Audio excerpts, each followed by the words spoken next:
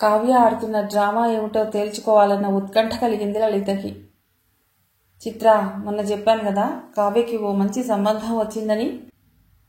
అబ్బాయి అమ్మగారు ఇలా కావ్య అనే అమ్మాయి చాలా బాగుందని కొడుక్కి ఫోన్ చేసి చెప్పిందిట అని కొంత చెప్పి కావ్య రియాక్షన్ ఎలా ఉంటుందా అన్నట్లు కూతురి వంక తిరిగింది. అమ్మా, పెసరట్ అద్భుతంగా ఉంది, ఇంకొకటి ప్లీజ్ అంది కావ్య భావరహితంగా. డ్రామా విషయంలో లలితకి సందేహం లేకుండా తెలిసిపోయింది. కానీ ఆ డ్రామా ఏమిటో ఎలా కూపిలాగటం చిత్రకి అర్థమయ్యే అవనట్లుగా ఉంది. తల్లి బలవంతంగా పెళ్లి సంబంధానికి తనను ఒప్పించింది అన్న అలకతోనా క్రితం రోజు నుండి కావ్య తేడాగా ప్రవర్తిస్తున్నది? కావ్య ప్లాన్ ఏమిటో తెలియదు గాని స్నేహితురాలికి సహాయం చేయటానికే నిశ్చయించుకుంది చిత్ర. అదేమిటాంటీ, నాకు బాగా గుర్తుంది. మేము పీజీలో చేరేటప్పుడు చదువు అయ్యేంత వరకు పెళ్లి ప్రసక్తి తీసుకురాకూడదు అని మేమిద్దరం కలిసి మిమ్మల్ని, మా పేరెంట్స్ని రిక్వెస్ట్ చేశాం కదా. మరిప్పుడు? అమ్మా, చెవులు మూసుకోవటం కుదరలేదు, సారీ. అనుకోకుండా చిత్ర అన్న మాటలు విన్నాను, నిజంగా సారీ అని చిత్రవంక తిరిగింది కావ్య. చిత్ర, పెద్దవాళ్ళు ఏం చేసినా పిల్లల మంచి కోసమే చేస్తారు, తెలుసుకో. వాళ్ళని ఎదిరించటం, ఎదురు ప్రశ్నలు వేయటం సరికాదు. కూతురు అలా సూక్తిముక్తావళి లెవెల్లో మాట్లాడటంతో లలిత తడబడింది. చేతిలోని దోసపిండి త్రుళ్ళి పెనం పైన కాకుండా స్టవ్ పైన పడింది. తెగినా పర్వాలేదు, తాడు మాత్రం గట్టిగా లాగాలని నిశ్చయించుకుంది లలిత. క్రితం రోజు నుంచి కావ్య మూడ్ చూసి మెల్లిగా అడుగుదామని పోస్టుపోన్ చేస్తూ వచ్చిన విషయాన్ని ప్రస్తావించవలసిందే అనుకుంది. మంచి మార్పు వచ్చింది కావ్య, వెరీ గుడ్. అయితే అతడు నీ ఫోటో కావాలన్నట్ట, ఫోటో మెయిల్ చేద్దామా? పోచ్చేం నియత్. సారీ, మళ్ళీ నోరు జారింది. Why not? తప్పకుండా అమ్మా, తప్పకుండా పంపిద్దాం. ఇప్పుడే పంపాలా? నా హాల్ టికెట్ కోసం తీసిన ఫోటో ఒక్కటే నా దగ్గర ఉంది ప్రస్తుతం. వద్దు వద్దు, నేను స్టూడియో వాడిపోయిన చిరాకు పడుతుంటే తీసిన ఫోటో అది, బాగుండదు. మరి ఏ ఫోటో పంపాలి? ఓ పని చేయనా, ఇప్పుడు చిత్రం తీసుకుని స్టూడియోకి వెళ్ళి స్పెషల్గా ఫోటో తీయించుకోనా? అయితే నేనేం చీర కట్టుకోవాలి? అమ్మా, మొన్న వరలక్ష్మి వ్రతానికి నువ్వు కొనుక్కున్న కాపర్ సల్ఫేట్ కలర్ పట్టు చీర కట్టుకోనా? నా ఫోటో అతడు అడిగాడు కాబట్టి అతడి ఫోటో కావాలి అని డిమాండ్ చేయను. చెప్పాగా, అతడు ఎలా ఉన్నా అతడి తల్లి నాకు బాగా నచ్చింది. లలిత కిచెన్ తలుపులోంచి డైనింగ్ టేబుల్ వంక తొంగి చూసింది. కావ్య పెసరట్టు తింటూ సీరియస్గా చెప్పుకుపోసాగింది. లలిత పాండురంగడిలాగా 2 చేతులు నడుంపైన ఉంచుకుని గుమ్మాల్లో నిలబడి వినసాగింది. ఆవిడ చేతుల్లో ఇంకా గరిటె అట్లకాడా ఉండటంతో ఆ పోజ్ గమ్మత్తుగా ఉంది. అవునమ్మా, నాకు ఆవిడ బాగా నచ్చింది. నిజానికి ఆవిడ దగ్గర కోచింగ్ తీసుకోవాలని ఉంది. నోనో, బయోటెక్నాలజీలో కాదు, మారువేషాలు లేకుండా రహస్యంగా అమ్మాయిల్ని గమనించడం ఎలా అన్న టాపిక్లో. ఆవిడకి మంచి టాలెంట్ ఉంది కదా. ఆవిడ ఇంకా చాలామంది అమ్మాయిల్ని కూడా ఇలాగే చూసిందనుకుంటున్నాను. నా కేసు ఏంటంటే, ఒక అమ్మాయిని బ్యూటీ పార్లర్లో, ఇంకో అమ్మాయిని మాల్లో సీక్రెట్గా చూసి ఉండాలి. ఆవిడని ఆ విషయం డైరెక్ట్గా అడిగితే బాగుండదు కదా. ఏం చేయాలి? నీకు బుద్ధి రాదే అంటూ చేతిలోని అట్లకాడ గరిటె విసురుగా పక్కకి విసిరి విసవిస బయటికి నడిచింది లలిత. ఆంటీ కిచెన్ బయటికి వెళ్ళగానే అంతవరకు ఆపుకున్న నవ్వు తన్నుకుంటూ బయటికొచ్చింది చిత్రకి. నిమిషం సేపు పొట్టపట్టుకుని నిశ్శబ్దంగా నవ్వటానికి ప్రయత్నించింది చిత్ర. ఆ తర్వాత ఆయాసపడుతూ, మరీ ఓవర్ చేస్తావెందుకు? అసలే ఆంటీ ఫైర్ అవుతున్నారన్న జ్ఞానం లేదా? ఆగు, నువ్విక్కడే ఉండు, నేను ఆంటీని కూల్ చేస్తాను అంది గుసగుసగా. చిత్ర వెళ్లేసరికి లలిత నుదురికి జండుబాం పట్టిస్తున్నది. లలిత చేతులు పట్టుకుంది చిత్ర. ప్లీజ్ ఆంటీ, మీరు ఎగ్జైట్ అవ్వకండి, అసలే మీకు బీపీ ఉంది. చిత్ర అన్వయంగా చెప్పబోయింది.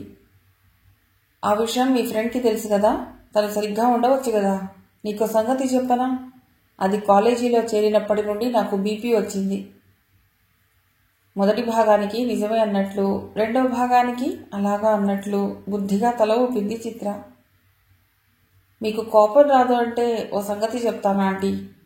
మా పేరెంట్స్ ఇప్పుడు పెళ్ళి అని అంటే కావ్యలాగా బుద్ధిగా ఒప్పుకునేదాన్ని కానే కాదు. చదువు మధ్యలో పెళ్లి మాట ఏమిటి అని చాలా గొడవ చేసేదాన్ని. అని కావ్య చూడండి, పాపం గుడ్ గర్ల్ లాగా అన్నిటికీ సరే అని అంటున్నది. అడ్డు తగిలింది లలిత. గుడ్ గర్ల్ లాగా గుడ్ డ్రామా ఆడుతున్నది. నాకు అర్థం కాలేదనుకోకు. అంత ఓవర్ యాక్షన్ చేస్తుంటే తెలుసుకోలేని దద్దమ్మని కాదు. అలా నటించి వాళ్ళ డాడీ సింపతి కొట్టేయాలని ప్లాన్ అనుకుంటాను. చేతులు తుడుచుకుంటూ కావ్య వచ్చింది. Chitra, pick up our bags, college time అవుతోంది. అమ్మా బాయ్. లలిత రెస్పాన్స్ ఇవ్వలేదు. గుమ్మం వరకు వెళ్ళాక కావ్య వెనక్కి తిరిగింది. అమ్మా, ఈరోజు నీ మూడ్ బాగోలేదనుకుంటాను. ఫోటోలు ఇప్పుడే వద్దులే. ఎప్పుడైనా సరే నాకు అభ్యంతరం లేదు. మొన్న నన్ను పెళ్లికి పంపుతూ చేసినట్లు మేకప్ నువ్వు చేయాలి కాబట్టి నీ మూడ్ బాగున్నప్పుడు 2 గంటల ముందు నోటీస్ ఇస్తే చాలు. నేను ఫోటోకి రెడీ. గబగబా చెప్పేసి లాంగ్ జంప్ చేస్తున్నట్లు గుమ్మం దాటింది. కావ్య స్కూటర్ని చేరేలోగా లలిత విసిరిన జెండు బాంబ్ సీసా పోర్టికోలో ఉన్న స్కూటర్ని దాటి గేట్కి తగిలింది. స్కూటర్ 5 మీటర్లు వెళ్ళగానే కావ్య అంటూ చిత్ర హితోపదేశం చేయబోయింది. సై గోవరిట్ అంది కావ్య సీరియస్గా. సై గోవరిట్ అంటే తర్వాత చెప్పు అని అర్థం చేసుకుని ఇప్పుడు మౌనంగా ఉంటున్నాను చిత్ర అంది. సై గోవరిట్, సై గోవరిట్. సరే అలాగే, తర్వాత చెప్తాను. కావ్య స్పీడ్ పెంచి స్పీడ్ బ్రేకర్ పై నుండి స్కూటర్ని పోనిచ్చింది. స్కూటర్ ఇంత ఎత్తు ఎగరటంతో చిత్ర పడబోయి కొద్దిలో తప్పించుకుంది. ఇహ ఆ తర్వాత నోరు విప్పడం శ్రేయస్కరం కాదు అని చిత్ర మాట్లాడలేదు. కాలేజీ చేరాక కావ్య స్కూటర్ పార్క్ చేస్తున్నప్పుడు, కావ్య ఫస్ట్ అవర్ డుమ్మా కొట్టి క్యాంటీన్లో కూర్చుందామా అని ఆత్రంగా అడిగింది చిత్ర. నుదురు చిట్లించింది కావ్య. మనం కాలేజీకి వచ్చింది క్యాంటీన్లో టీ తాగటానికి కాదు చిత్ర, బుద్ధిగా పాఠాలు వినటానికి. యూ, ఆంటీ దగ్గర నిన్ను ఎంతగా ప్రొటెక్ట్ చేశానో తెలుసా? ఇప్పుడు నా పైన సెటైర్లు వేస్తావా? చిత్ర ఆవేశంగా అడిగింది. నువ్వలా అనుకుంటే సారీ, కానీ క్లాస్ మిస్ చేయను, నన్ను క్షమించు. No canteen. క్లాస్ వంక గబగబా నడిచింది కావ్య. నువ్వు మాట్లాడింది ఏ భాష? కావ్యని అనుసరిస్తూ అడిగింది చిత్ర. ఇప్పుడు మాట్లాడింది తెలుగు, ఇంగ్లీష్. అలా మరీ అమాయకంగా మాట్లాడితే మండుద్ది. అదేం భాష? తీక్షణంగా అంది చిత్ర. యజిక్ ఉగత్ అంది కావ్య. అంటే భాష ఊహించు అని అర్థం. మరి నిన్న కాలేజీ మానేస్తానన్నావు? కావ్య సన్నగా నవ్వింది. ఇచ్మేనియా వి సేడిట్స్. కావ్య చెంపపైన కొట్టింది చిత్ర. ట్రాన్స్లేషన్ కావాలంటే నోటితో అడగొచ్చు కదా, చెయ్యేందుకు? చేంజ్ ఆఫ్ హార్ట్ అని అర్థం. కావ్య నవ్వింది. కావ్యని తిట్టేయాలని ఎంతగా ఉన్నా క్లాస్ రావటంతో నిగ్రహించుకుంది చిత్ర.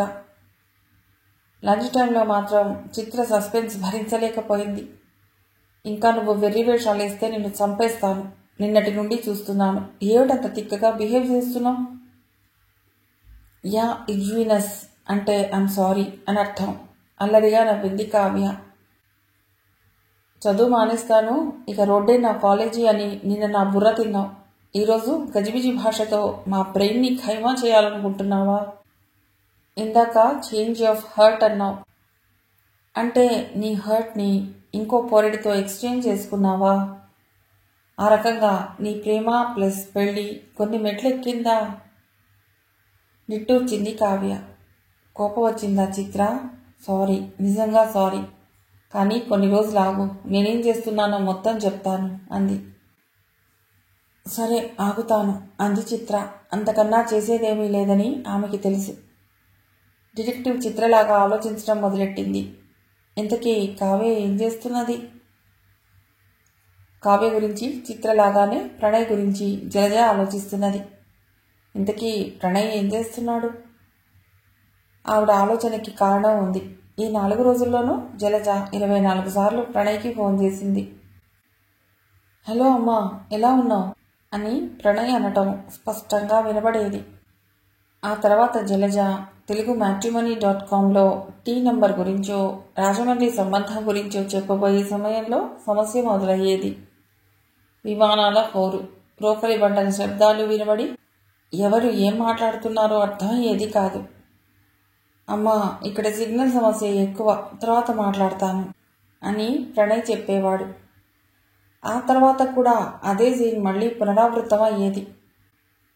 మొదటిసారి ల్యాబ్లో మైక్రోవేవ్ ఓవెన్ ఆన్ చేసి దాని దగ్గరగా సెల్ ఉంచాడు ప్రణయ్. రెండోసారి ఇంట్లో గ్రైండర్ ఫుల్ స్పీడ్లో తిప్పాడు. ఇలా వెరైటీ శబ్దాలు వినిపించడానికి ప్రతిసారి శ్రమపడలేక నెట్లో కొన్ని ఆడియో ఫైల్స్ సంపాదించి ఒక్కొక్కటి ఒక్కోసారి వినిపించడం మొదలెట్టాడు. కొడుక్కి సందేశం స్పష్టంగా ఎలా పంపించాలో తెలియక జలజ సతమతమయ్యింది. సాధారణంగా సమస్యలతో సతమతమయ్యేవారు పక్కవారి ముందు బాధలు చెప్పుకుంటారు. జలజ అదే పని చేసింది. భర్తకి గోడు వెళ్ళబోసింది. విశ్వం యూనివర్సిటీలో ప్రొఫెసర్గా పనిచేస్తున్నాడు. ఏదైనా టాపిక్ పైన అనర్గళంగా మాట్లాడటం అతడికి అలవాటు.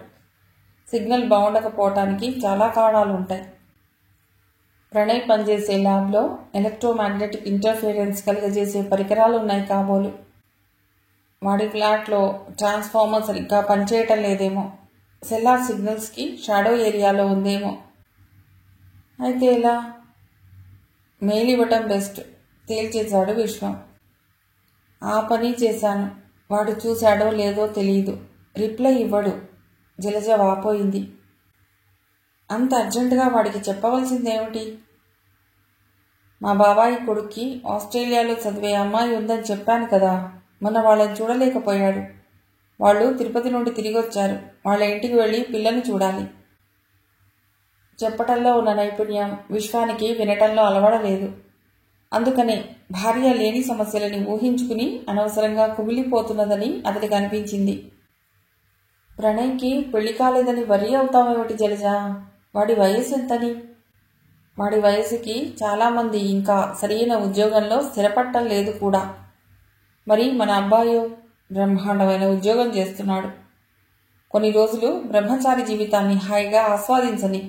వాడి పెళ్లికి తొందరే ఉంది. లెక్చర్ అయ్యాక బ్లాక్ బోర్డ్ చెరిపి క్లాస్ని వదిలినట్లు కదలబోయాడు విశ్వం. ఆగండి, ఏమన్నారు? మీరేమనుకుంటున్నారు? ప్రణయ్ బ్రహ్మచారి జీవితాన్ని బాగా ఎంజాయ్ చేస్తున్నాడని అనుకుంటున్నారా?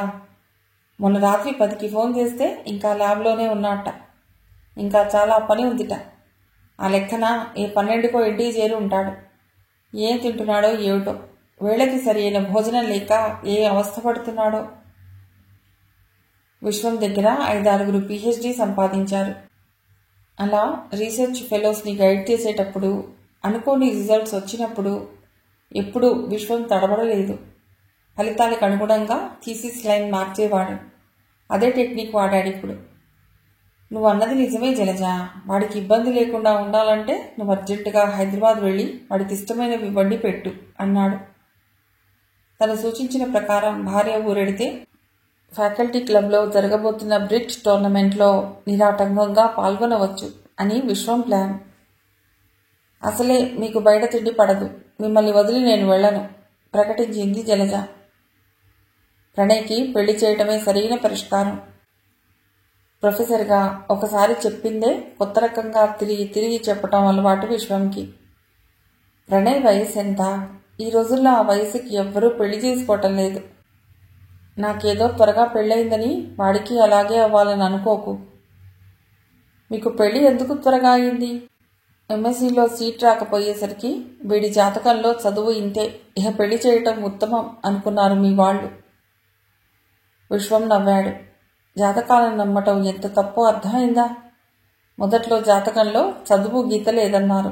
ఆ తర్వాత MSc చదివాను, డాక్టరేట్ చేశాను అంటే జాతకాలు పెద్ద జోక్ అని అర్థం అవటలేదు. మీకు చదువు ఎలా అబ్బిందనుకున్నారు? నా జాతక ప్రభావం వల్ల. అలా అని నా జాతకంలో క్లియర్గా ఉంది. ప్రొఫెసర్ విశ్వం ఆ లాజిక్కి సమాధానం చెప్పలేకపోయాడు. ఎలాగైనా సరే మా బాబాయ్ కొడుకు ఇంటికి వాణ్ణి పంపే బాధ్యత మీదే అంది జలజ. యూనివర్సిటీకి వెళ్ళాక విశ్వం కొడుక్కి ఫోన్ చేశాడు. క్షేమ సమాచారాలు, క్రికెట్ కబుర్లు, ల్యాబ్ విశేషాలు అయ్యాక విశ్వం అమ్మ బాబాయ్ కొడుకు అని మొదలెట్టాడు. బర్ర్ బర్ర్ బర్ర్ అని శబ్దం హైదరాబాద్లో ప్రణయ్ సెల్కి చేరి వైజాగ్లో విశ్వం చెవిలోకి చేరింది.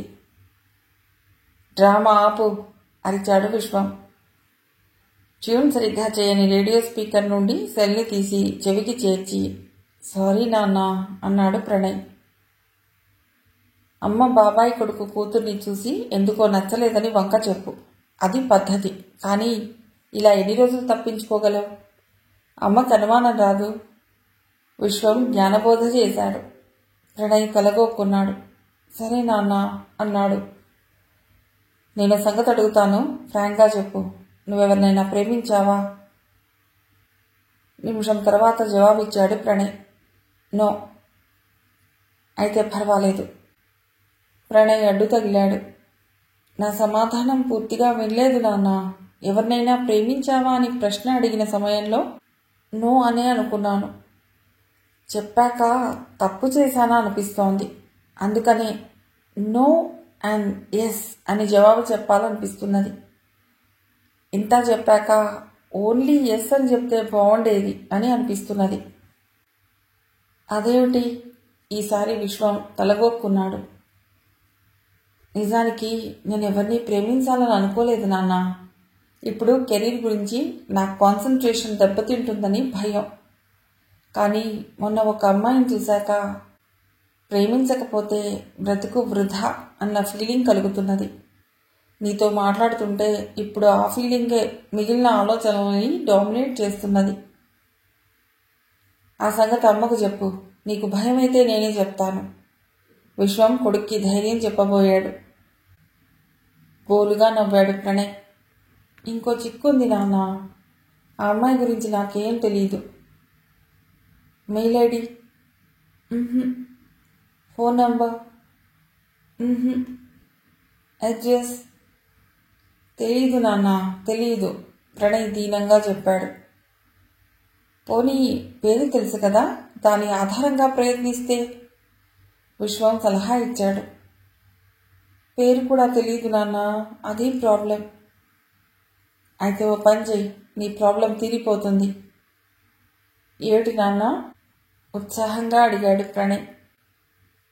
మీ అమ్మ బాబాయ్ కొడుకు కూతుర్ని అతి త్వరగా చూడు. నచ్చితే ఆ అమ్మాయి మెళ్ళో 1, 2, 3 అని 3 ముళ్ళు వేసే. దాంతో నీ ప్రాబ్లం సాల్వ్ అవుతుంది ఖచ్చితంగా చెప్పాడు విశ్వం. నాన్న, ఇది చాలా అన్యాయం. ఏమిట్రా అన్యాయం? ఆ అమ్మాయి గురించి ఒక్క డీటెయిల్ తెలీదు. ప్రేమించి మనసు పారేసుకుంటే మతిపోవడం తప్ప ఫలితం ఉంటుందా? లాజిక్ లేకుండా మాట్లాడతావేమిటి? ప్రేమకి లాజిక్ ఉండకపోవచ్చు కదా, అది అర్థం చేసుకోవాలి కదా. అది అలా ఉంచు నాన్న. అమ్మని కొన్ని రోజులు ఆగమని చెప్పవా? తండ్రిని ప్రాధేయపడ్డాడు ప్రణయ్. దానికి ఒకటే మార్గం. నువ్వు అమ్మ మాట వింటున్నట్లు నటించాలి. నటించటమే కాదు, కొంత చేతల్లో చూపించాలి. అంటే? ప్రణయ్ అందుకున్నాడు. అర్థమైంది నాన్న. అమ్మ బాబాయ్ కొడుకు కూతుర్ని చూడాలి, అంతే కదా? ఓకే. సాధారణంగా కాలేజీ అయ్యాక చిత్ర, కావ్య కలిసి కావ్య స్కూటర్ పైన ఇళ్లకెడతారు. ఆ క్రితం రోజున రోడ్లపైన ప్రేమవేట చేస్తానని ప్రకటించి కావ్య ఒంటరిగా వెళ్ళింది. కుదరక చిత్ర ఆమెను వెంబడించలేకపోయింది. ఈ రోజున అలాంటి ప్రమాదం జరగకుండా చిత్ర ముందే జాగ్రత్త పడింది. డిటెక్టివ్ చిత్రలాగా ఆలోచించి గీతని సీక్రెట్గా బతిమిలాడి స్కూటర్ కీస్ తీసుకుంది. స్కూటర్ ఎక్కడ ఉందో కనుక్కుంది. చిత్ర అంతగా తయారై ఉంది కాబట్టే కావ్య, చిత్ర ఈరోజు కూడా నాకు పని ఉంది, ఎవరినైనా లిఫ్ట్ అడుగు అని స్కూటర్ స్టాండ్ వంక అడుగులు వేసినా నవ్వుతూనే ఆల్ ది బెస్ట్ కావ్య అని చెయ్యూపింది. కావ్య స్కూటర్ కదలగానే క్షణం వృధా చేయకుండా అనుసరించడం మొదలెట్టింది చిత్ర. ఆలోచనలో ఉంది కాబోలు కావ్య కాస్త మెల్లిగా బండి నడుపుతున్నది. దాంతో ఆమెని ఫాలో అవ్వటానికి చిత్ర పెద్దగా కష్టపడలేదు. పావుగంట తర్వాత పెద్ద బుక్ షాప్ ముందు స్కూటర్ ఆపింది కావ్య. వెనకాల చిత్ర వస్తున్నదని కావ్యకి తెలియదు. స్కూటర్ లాక్ చేసి షాప్లోకి నడిచింది.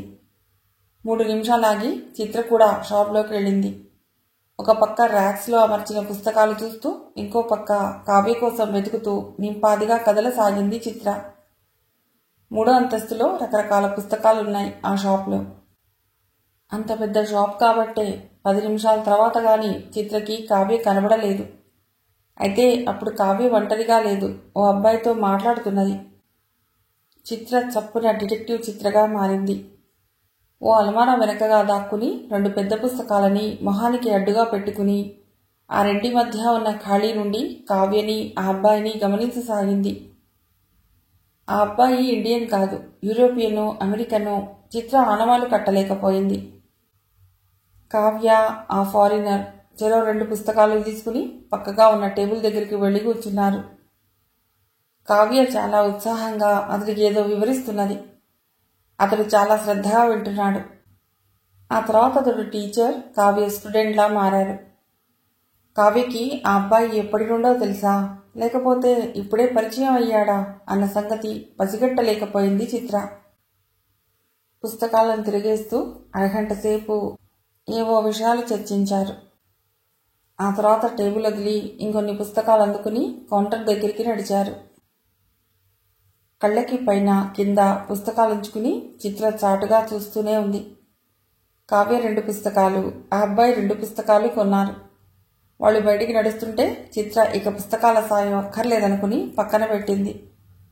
అడ్డు లేకుండా ఆ అబ్బాయిని గమనించడంతో ఆమెకి మొదటిసారిగా ఓ విషయం తెలిసింది.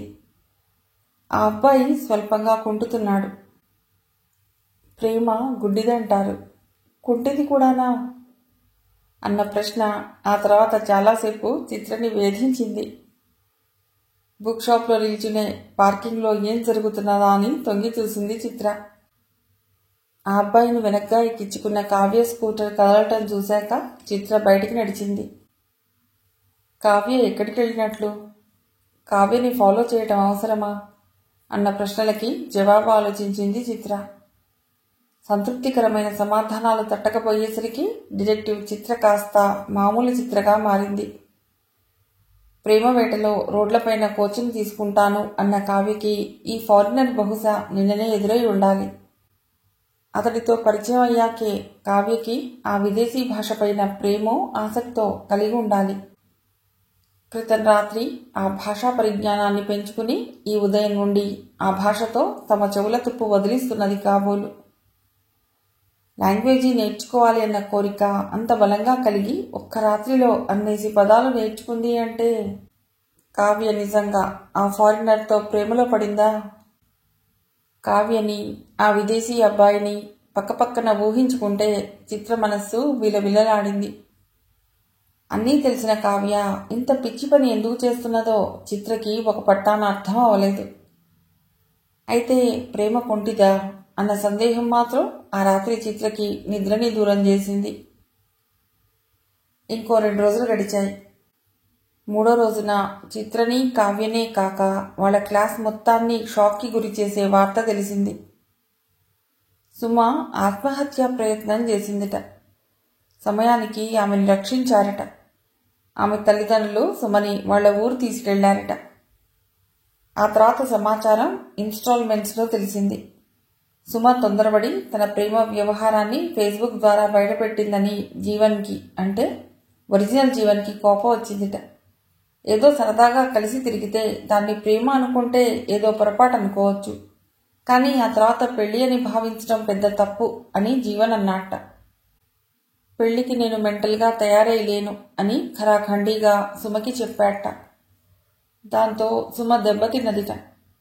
ప్రేమ వ్యవహారంలో అప్పటికే తల్లిదండ్రులని దూరం చేసుకోవటంతో ఏం చేయాలో పాలుపోక సూసైడ్ చేసుకోబోయిందిట. మనమంతా లేమా? చిత్ర ఆవేశంగా అంది. పిచ్చిది, మనతో చెబితే ఆ జీవన్ గాడిని ఓ ఆట ఆడించి సుమ కాళ్ళ దగ్గరికి తీసుకొచ్చేవాళ్ళం కదా. ఆ జీవన్ నయవంచుకుడన్నమాట. ఎంత పాలిష్డ్గా కనబడ్డాడు. అతన్ని చూసి నేను డిగ్నిఫైడ్ పర్సన్ అనుకున్నాను, కానీ ఇంత పచ్చి మోసగాడు అనుకోలేదు. డర్టీ చీట్ అంది కావ్య కసిగా. ఆమె కళ్ళ ముందు ప్రణయ్ రూపం కదలాడింది.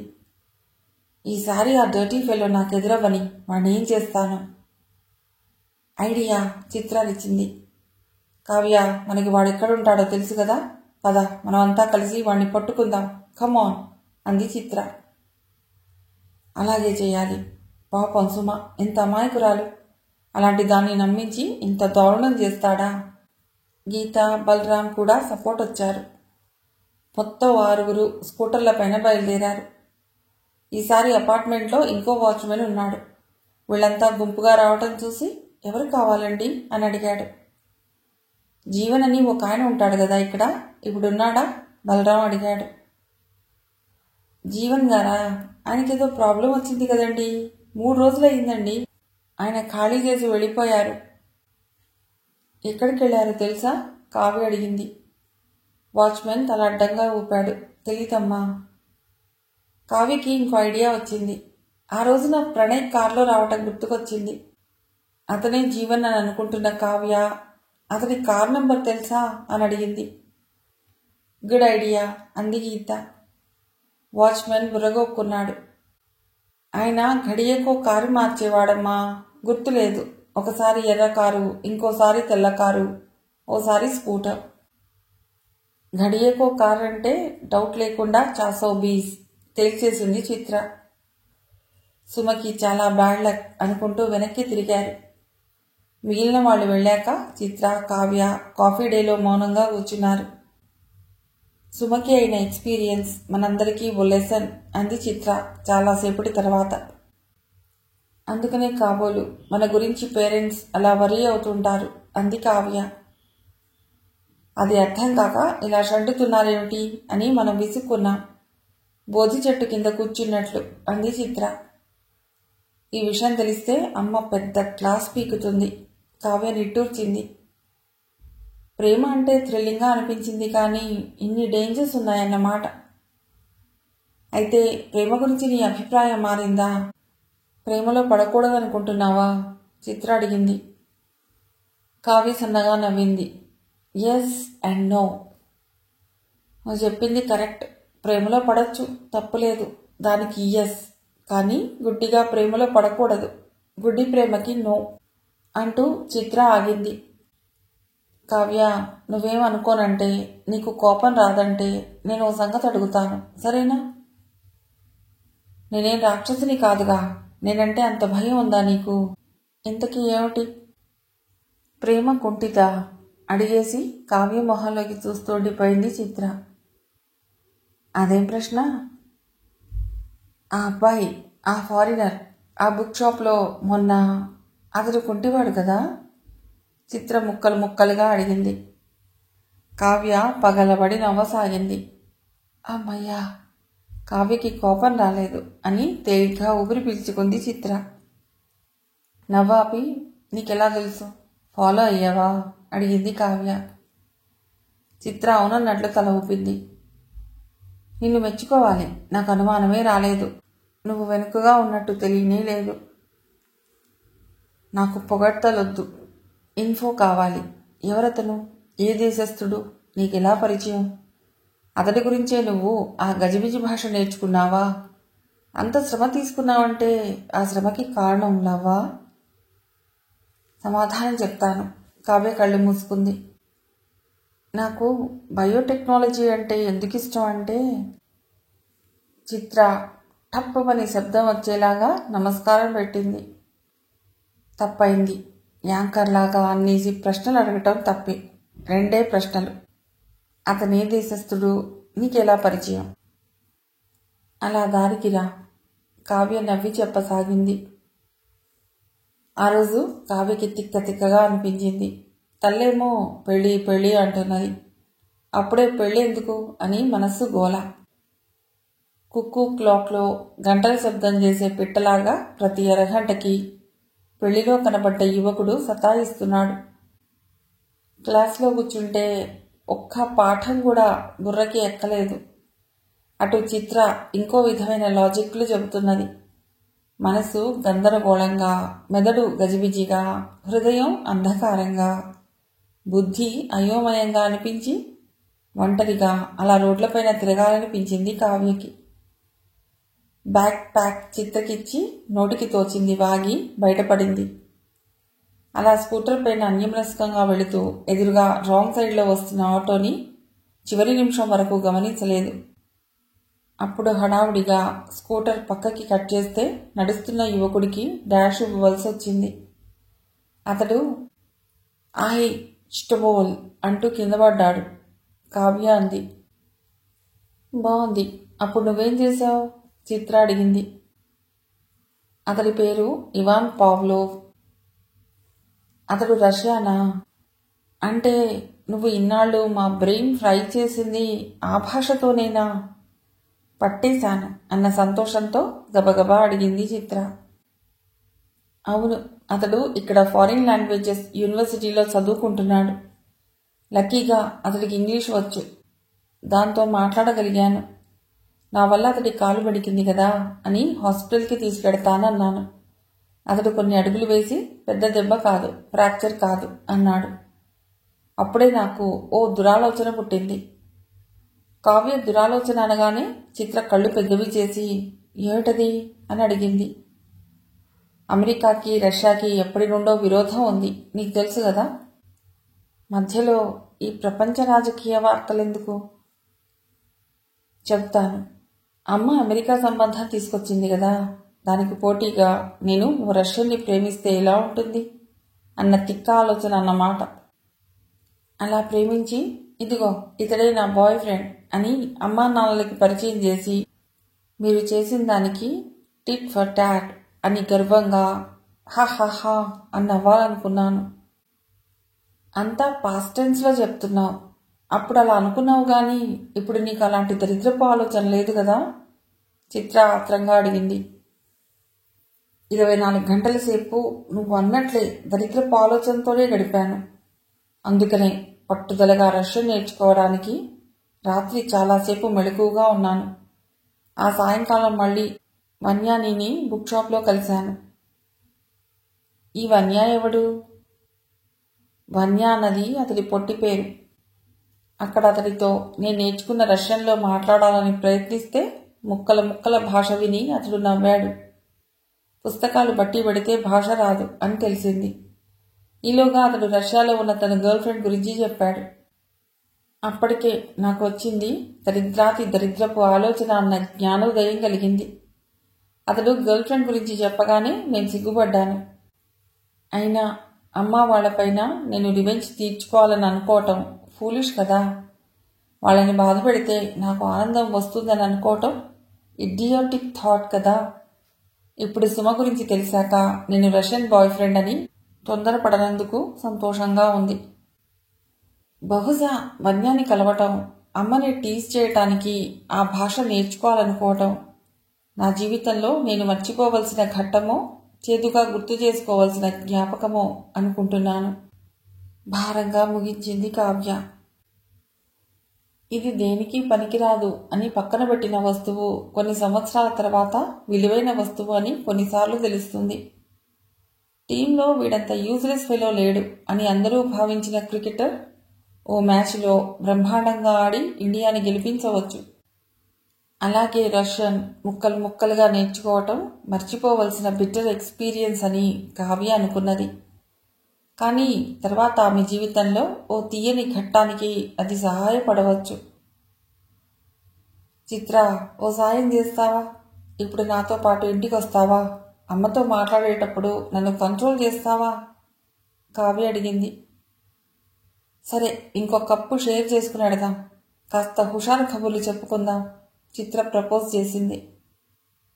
కావ్యకు తెలియదు కానీ ఇంటి దగ్గర రఘు, లలిత కూడా సుమ సంగతే మాట్లాడుకుంటున్నారు. నీ భయం నీకుంటుంది, అందుకనే నువ్వు మంచి సంబంధం అని సీక్రెట్ ఆపరేషన్ చేశావు. నేను అదంతా అర్థం చేసుకోగలను. కానీ కావ్య వయస్సులో వాళ్ళకి అదంతా వాళ్ల స్వేచ్ఛని అడ్డుకునే ప్రయత్నంలాగా అనిపిస్తుంది. కుట్రలాగా ఉంటుంది. కష్టమైన సూటిగా విషయం చెప్పి ఒప్పించటం సరి అయిన పని అన్నాడు రఘు. మొన్న కావ్య ఏమడిగిందో తెలుసా? సుమ సైడ్ స్టోరీ తెలిస్తే సుమని నువ్వు తప్పు పట్టవమ్మా అంది. ఇప్పుడేమైంది? తను అనుసరిస్తున్న పద్ధతి సరి అయినదే అన్నట్లు లలిత అంది. సుమ పొరపాటు చేసింది కాబట్టి కావ్య అలాగే చేస్తుందని అనుమానించడం తప్పు. చాటుగా కూపీలాగటం తప్పు. కానీ ముఖాముఖి ఆ విషయాన్ని స్నేహితుల్లాగా చర్చించడం వల్ల మనకి ఇంకా ఎక్కువ విషయాలు తెలుస్తాయి. కావ్య కూడా ఎంతో తెలుసుకుంటుంది. అమెరికా సంబంధం అంటావా? కావ్య చదువుకి ఇంకా టైం ఉంది కదా, కొన్ని రోజులు ఆగమను. బలవంతాన కావ్యని ఒప్పించడం మంచిది కాదు. ఆ చర్చ మూలంగా కొన్ని రోజులు ఆ ఇంట్లో ఉన్న ఇబ్బందికర పరిస్థితి తొలగిపోయి తిరిగి ఆహ్లాదకర వాతావరణం నెలకొంది. మిగిలిన కథ తర్వాతి భాగంలో.